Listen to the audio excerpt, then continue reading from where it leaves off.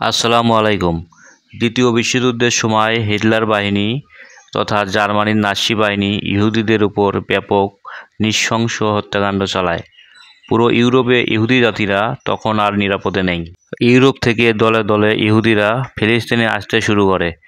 ফিলিস্তিনের সেই সময়ের আরব মুসলিমরাই ইহুদিদের থাকার জায়গা দিয়েছিল। কিন্তু ইহুদিরা হলো বেঈমানের জাতি। বিশ্বের মধ্যে সেই সময় ইহুদিদের জন্য কোনো রাষ্ট্র ছিল না। তারা তাদের জন্য একটি স্বাধীন ইহুদি রাষ্ট্রের স্বপ্ন দেখত। আর সেই স্বপ্ন শুরু হয় ফিলিস্তিনের ভূমি দখল করে অবৈধ ইহুদি রাষ্ট্র বানানো। সেই থেকে বর্তমান পর্যন্ত ইহুদিদের হাতে মারা যাচ্ছে হাজার হাজার ফিলিস্তিনি মুসলমান। আরবরা 4 বার ইসরায়েলের সাথে যুদ্ধ করলেও ইসরায়েলের কাছে তারা পরাজয় বরণ করেছিল। মিশর 1978 সালে ইসরায়েলের সাথে ক্যাম্প ডেভিড চুক্তি করে ফিলিস্তিনের বুকে এক ধরনের ছুরি বসিয়ে দিয়েছিল। কারণ এই চুক্তি এমন এক চুক্তি যা ইসরায়েলের আগ্রাসনকে মুখ বুজে সহ্য করার বা ইসরায়েলের আধিপত্যকে মেনে নেওয়া। আরব বিশ্বের আর এক মুসলিম দেশ জর্ডানও মিশরের পর ইসরায়েলের সাথে চুক্তি করে ফিলিস্তিনকে আর একবার পেছন থেকে ছুরি মারে।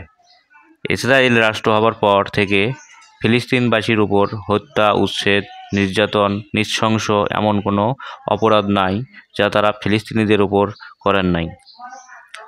হামাস 7 অক্টোবর হঠাৎ ইসরায়েলের উপর হামলা চালিয়ে প্রায় 1000 জনকে হত্যা করে এবং 250 জনকে বন্দি করে গাজায় নিয়ে যায়। সেই থেকে শুরু ফিলিস্তিনিদের উপর গণহত্যা চালানো হচ্ছে প্রতিদিনই। শত শত মানুষ মারা যাচ্ছে গাজায়। ইসরায়েলি বাহিনী নির্বিচারে যুদ্ধবিমান থেকে বোমা হামলা চালিয়ে যাচ্ছে। ফিলিস্তিনিদের সাজানো গাজা শহরকে এক ভুতুড়ে নগরীতে পরিণত করেছে দখলদার ইসরায়েল। বর্তমানে ইসরায়েল বিভিন্নভাবে গাজার উপর অবরোধ আরোপ করেছে যাতে কোনো খাদ্য গাজায় প্রবেশ করতে না পারে। আর আকাশ থেকে বোমা মেরে ফিলিস্তিনিদের হত্যা করা হচ্ছে। তারা কোনো ধরনের চিকিৎসা সেবা পাচ্ছে না। তাই কয়েকটি ইউরোপীয় দেশ ও মুসলিম দেশ মিলে ফিলিস্তিনিদের জন্য মানবিক জাহাজ পাঠিয়েছে। যে জাহাজগুলো বর্তমানে ভূমধ্যসাগরে গাজার দিকে যাচ্ছে ত্রাণ নিয়ে। আর ফিলিস্তিনের গাজা উপত্যকায় মানবিক সহায়তা নিয়ে যাওয়া নৌযানগুলোকে আবারও বাধা দিয়েছে দখলদার ইসরায়েল। দীর্ঘদিনের যুদ্ধ এবং গাজাবাসীর উপর অবরোধের ফলে ফিলিস্তিনের গাজায় দুর্ভিক্ষ দেখা দিয়েছে, যেখানে প্রতিদিন শত শত মানুষ না খেয়ে মারা যাচ্ছে।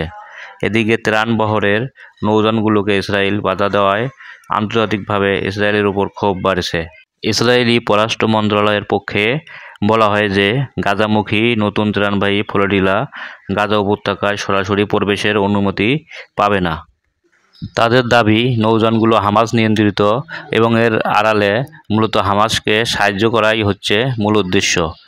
ইসরায়েল প্রস্তাব করেছে, নৌযানগুলো যদি প্রকৃতপক্ষে মানবিক সহায়তার জন্য পাঠানো হয়ে থাকে তাহলে সেগুলোকে ইসরায়েলের বন্দরে নোঙর করতে হবে এবং সেখান থেকে সমন্বিতভাবে গাজায় সহায়তা পাঠানো হবে।